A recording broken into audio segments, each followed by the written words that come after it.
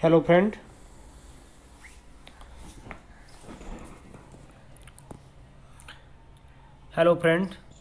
आज हम लोग डिस्कस करेंगे इंडियन पॉलिटिकल थॉट के बारे में। जब इंडियन पॉलिटिकल थॉट की बात होती है तो इंडिया का जो राजनीतिक चिंतन है वो कौटिल्य के अर्थशास्त्र और हमारा जो महाभारत का जो शांति पर्व है उससे शुरू होता है।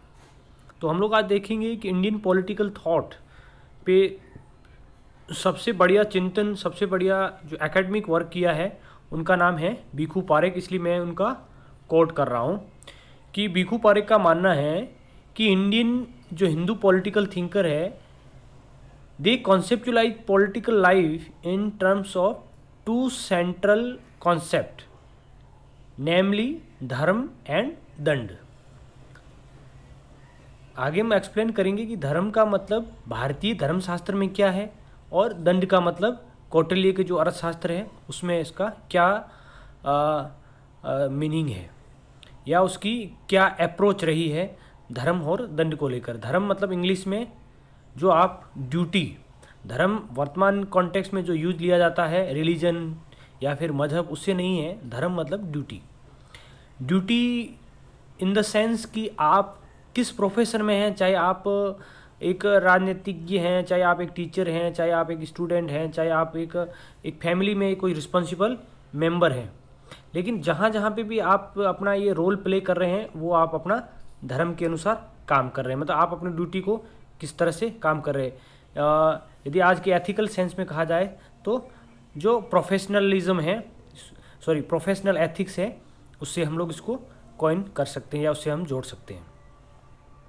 भिखु पारेख आगे क्या कहते हैं कि धर्मशास्त्र concentrated the exploring of the Dharma of individual and the social group including the government, they provide a code of conduct. ठीक है, तो मतलब जो मैंने बताया है कि एक नीति शास्त्र की बात करते हैं, एक कोड ऑफ कंडक्ट जो हर सरकार या समाज के जो भी ग्रुप हैं उनके लिए अलग अलग तरह के कोड ऑफ कंडक्ट है, उसके अनुसार वो काम कर रहे हैं या नहीं कर रहे हैं।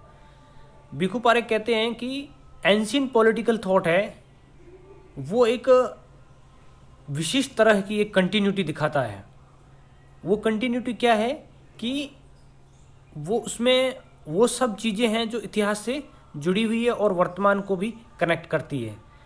ठीक है, कहने का मतलब जो आज हम लोग राजनीतिक या फिर हमारे सामाजिक चिंतन में जो जो बातें देख रहे हैं वो हमारे पास से कितनी अच्छे से जुड़ी हुई है। वो कहते हैं कि it also undergo important changes in response to new theoretical problem posed by the rise of the new religious tradition, especially the Buddhism। वो कहते हैं कि जो हिंदू पॉलिटिकल थॉट्स है, ठीक है, जिसको सनातन पॉलिटिकल थॉट भी कुछ थिंकर ऐसा मानते हैं, तो हम लोग इसमें चर्चा करने वाले हैं कि भारतीय धर्मशास्त्र और दंडशास्त्र का बुद्धिज्म ट्रेडिशन के साथ में क्या कंपैरिजन है। मतलब ये बुद्धिस्ट जो ट्रेडिशन है वो और हिंदू ट्रेडिशन, उसके बीच में क्या कंपैरिजन है। ये एक पॉलिटिकल साइंस का एक टॉपिक है और इसको हम लोग अच्छे से एक्सप्लेन करने की कोशिश करते हैं। तो भिखु पारेख कहते हैं कि Buddhism which is considered to be the rebel child of Hinduism. मतलब कि जो बुद्ध है, बौद्धिक चिंतन है, बुद्ध का जो चिंतन है वो हिंदू का एक विप्लव चाइल्ड है। रिबेल मतलब विप्लव, एक बच्चा है मतलब। ठीक है, तो इसमें हम लोग आगे देखेंगे इनके बीच में क्या क्या कंपैरिजन के तौर पे अलग अलग डायमेंशन को हमने लिया गया है कि हिंदू और बुद्धिस्ट जो पॉलिटिकल थिंकिंग है इसमें किस किस मुद्दे पे इनके विचार है वो अलग है और किस किस में वो एक दूसरे से काफ़ी करीब है। तो स्टेट को लेकर के उनके क्या विचार है उसके बारे में हम लोग चिंतन करेंगे। उसके बाद हम चिंतन करेंगे कि रूलर जो राजा है उसके बारे में चिंतन करेंगे कि राजा बुद्धिस्ट पॉलिटिकल थिंकिंग के अनुसार क्या है और हिंदू पॉलिटिकल थिंकिंग के अनुसार क्या है। फिर देखेंगे इन दोनों ट्रेडिशन में, इन दोनों चिंतन में एक राजा की क्या क्या ड्यूटीज़ होती हैं उसके बारे में चिंतन करेंगे। उसके बाद हम देखेंगे कि जो सरकार के जो स्वरूप हैं उसको लेकर इन दोनों राजनीतिक चिंतन का क्या विचार है। और पांचवा देखेंगे जेंडर आजकल काफ़ी पॉलिटिकल और एकेडमिक डिस्कोर्स में विषय चर्चा का है, तो इसके ऊपर भी डिस्कशन करेंगे कि जेंडर को लेकर के दोनों पॉलिटिकल थिंकिंग का क्या क्या मत है। पहली बात देख करते हैं कि स्टेट की उत्पत्ति को लेकर के। तो Hindu political thought associate the origin of the state with अराजकता, एनार्की, मतलब राज्य का उदय होने से पहले अराजकता थी, एक दूसरे की सुरक्षा है वो खतरे में थी। इस अराजक वातावरण में एक राज्य नाम की संस्था का अभ्युदय हुआ। वहीं बुद्धिस्ट जो पॉलिटिकल थिंकिंग है वो कहते हैं कि राज्य जो है वो व्यक्ति में एक अवगुण आए। वो अवगुण कब आए? वो अवगुण आए कि मनुष्य एक करप्ट बन गया, मतलब वो उसमें भ्रष्ट आचरण आया। और भ्रष्ट आचरण कैसे आया? वो भ्रष्ट आचरण आया कि एक निजी संपत्ति का ज़्यादा उनके संग्रहण हुआ, मतलब मैटेरियलिस्टिक लाइफ इतनी हावी हो गई, उपभोक्तावादी जिंदगी, जिसके कारण क्या हुआ कि निजी संपत्ति थी वो बनी और निजी संपत्ति ने भ्रष्टाचार को जन्म दिया और भ्रष्टाचार ने राज्य का उदय का मार्ग प्रशस्त किया। तो इस सेंस में बुद्धिस्ट जो पॉलिटिकल थिंकिंग है वो राज्य की एक कॉन्ट्रेक्चुअल थ्योरी को मानता है, मतलब वहाँ पे समझौता हुआ। जैसे आजकल हम लोग देखते हैं कि जो आधुनिक राजनीतिक चिंतन है उसमें समझौतावादी सिद्धांत आपने नाम सुने होंगी, हॉब्स, लॉक, रूसो। उन्होंने कहा है कि राज्य की उत्पत्ति है वो एक समझौता हुआ है। समझौता मतलब एक व्यक्तियों में ऐसी भावना थी कि अब राज्य के बिना उनकी संपत्ति, जीवन और सुरक्षा है उनकी वही सुरक्षा कर सकता है, ऐसा जॉन लॉक बोलते हैं। और हॉब्स भी कहीं न कहीं ये जो हमारी और हिंदू पॉलिटिकल थिंकिंग है उससे काफ़ी करीब है। वो भी कहते हैं कि एक अनार्किकल वातावरण था, उसमें मनुष्य बहुत स्वार्थी था, एक दूसरे से झगड़ता रहता है और इसमें राज्य के नाम की एक संस्था के ऊपर लोगों का विश्वास बनता है, ऐसा कहते हैं हॉब्स। फिर है रूसो। रूसो क्या कहते हैं? रूसो कहते हैं कि जो राज्य की उत्पत्ति है वो एक जनरल विल से उससे कहते हैं। जनरल विल मतलब रूसो कहते हैं व्यक्ति को स्वतंत्र होने के लिए बाध्य किया जा सकता है। किसके लिए? जनरल विल के लिए। जनरल विल क्या कहते हैं? जनरल विल है वो व्यक्तियों की एक सामूहिक इच्छा है, ठीक है। अब हम बात करते हैं कि जो रूलर है, रूलर मतलब शासक, शासक को लेकर के हिंदू ट्रेडिशन और बुद्धिस्ट ट्रेडिशन क्या चिंतन करते हैं। तो अब देखते हैं कि जो मनुस्मृति है जो भारतीय राजनीतिक चिंतन में एक काफ़ी महत्वपूर्ण स्थान रखती है। मनुस्मृति के कुछ कोट है हमारे जुडिशरी में भी कोट किए जाते हैं। और यदि नारी पे देखा जाए तो उसमें ऐसे भी कहा गया है कि यत्र नारेस्तु पूज्यते तत्र रमन्ते देवता, वही मनुस्मृति है, जिसमें कहा गया है कि राजा है ना वो एक भगवान का स्वरूप है।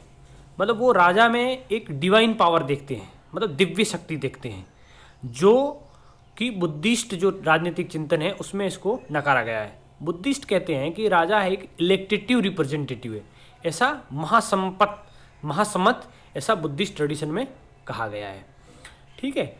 अब हम देखते हैं कि राजा के जो ड्यूटीज हैं वो बुद्धिस्ट पॉलिटिकल थिंकिंग में क्या है। बुद्धिस्ट पॉलिटिकल थिंकिंग का मानना है कि the king must rule in the most righteousness manner for the people welfare, मतलब लोगों के कल्याण के लिए जो उचित कार्य है उसमें एक राजा को कार्य करना चाहिए।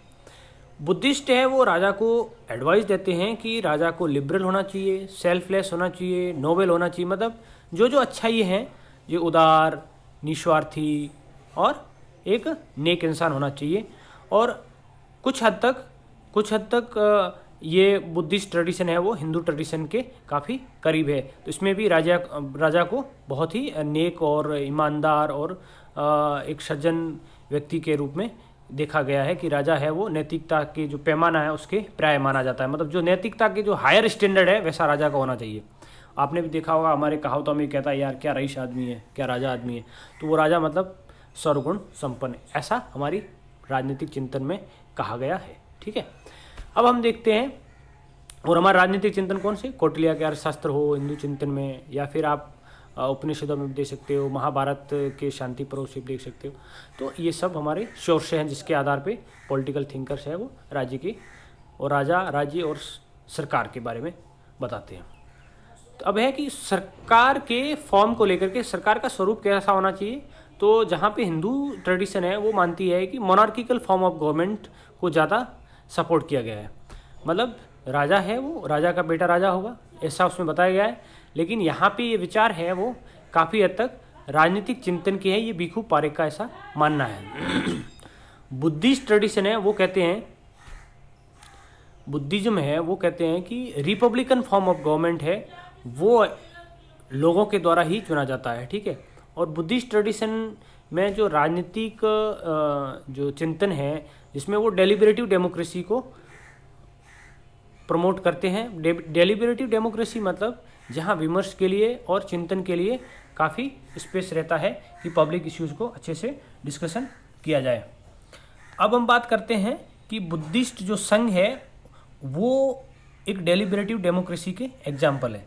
जैसे मैंने प्रीवियस लेक्चर में बताया था आपको कि हमारे भारतीय लोकतंत्र की जो परंपरा है, जैसे वेदों के समय वैदिक काल में सभा और समिति नाम की संस्थाएं हुआ करती थी, उसमें आधुनिक लोकतंत्र जो डेलिबरेटिव डेमोक्रेसी है उसके इनपुट देखने को मिलते हैं। फिर आप उपनिषदों में देख लीजिए, उपनिषदों के बाद में बुद्ध काल में भी देख लीजिए, जो मैं अभी आपको चर्चा कर रहा हूँ कि डेलिबरेटिव डेमोक्रेसी कैसे है, ठीक है। अब हम बात करते हैं जेंडर के बारे में। जेंडर जहाँ हिंदू थिंकिंग है भिखु पारेख के अनुसार वो पैट्रियार्किकल देखा गया है, और बुद्धिज्म में है वो equality of status to women by admitting them in the Sangha. Buddha थे जिन्होंने अपनी माता को सबसे पहले ही उस संघ में शामिल किया गया था, जिनकी माता का नाम गौतमी था। ये एक ऐतिहासिक तथ्य है, इसको भी हमें ध्यान में रखने की ज़रूरत है। तो ये आज का लेक्चर था हमारा कि इनके बीच में क्या विभिन्नताएं हैं, क्या सिमिलरिटीज़ हैं, और तो कॉन्सेप्ट यही है बेसिक इंडियन पॉलिटिकल थिंकिंग का, जो हिंदू जो राजनीतिक चिंतन है वो धर्म के इर्द गिर्द है, और वहीं बुद्धिज्म है वो धर्म के इर्द गिर्द। तो दोनों का जो मोटिव है वो एक राज्य व्यक्ति का एक सर्वांगीण विकास करना और कल्याण करने पे आधारित है। तो ये हमारा आज का था लेक्चर। आपको अच्छा लगेगा, आप लोग देखिए और उस पर कमेंट कीजिए। Thank you.